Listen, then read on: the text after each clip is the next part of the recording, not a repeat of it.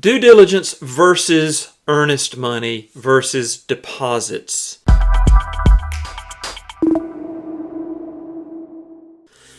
I have so many clients that move in from out of state. They're used to doing real estate transactions in whatever state they're moving from, whether it's Florida, California, New York. Every state has different real estate laws. And in North Carolina, it can get a little confusing when you are buying and or selling a home.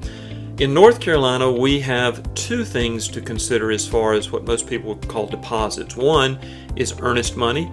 Two is due diligence money. I have a client in one state just moved here. The way real estate works there is you accept an offer on your house. The buyer gives you a small deposit. They do their due diligence and their inspections. If they decide not to buy it, you have to give that deposit back. It does not work that way in North Carolina. In North Carolina, again, we have due diligence and earnest money.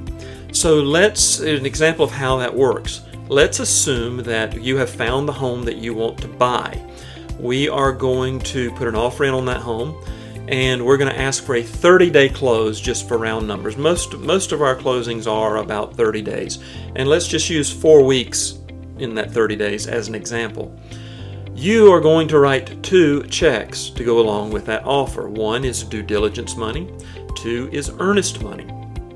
Due diligence is compensation to the seller, compensating them for allowing you to do your inspections and appraisals and anything else that you want to do.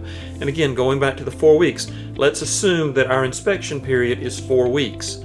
That due diligence money covers the 4-week period. That money is written to the seller himself, and he can cash that check the day he gets it. You don't get that money back under any circumstances. Again, it's compensation to the seller. You can cancel that contract for any reason. If the wind blows left instead of right, you can cancel that contract during your 3-week due diligence period, but you do not get that money back.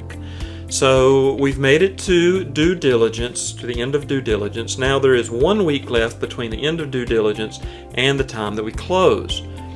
The earnest money is not written to the seller. It is written to, in most cases, the closing attorney and held in escrow by the attorney that we have opted to use to close the transaction.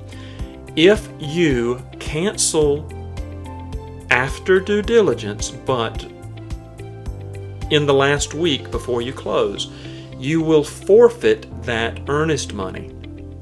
And that will go to the seller as well as the due diligence money that you've already given them.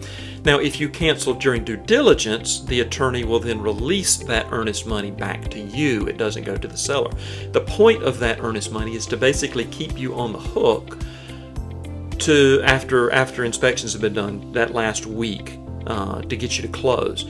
So that's how earnest money and due diligence works in North Carolina.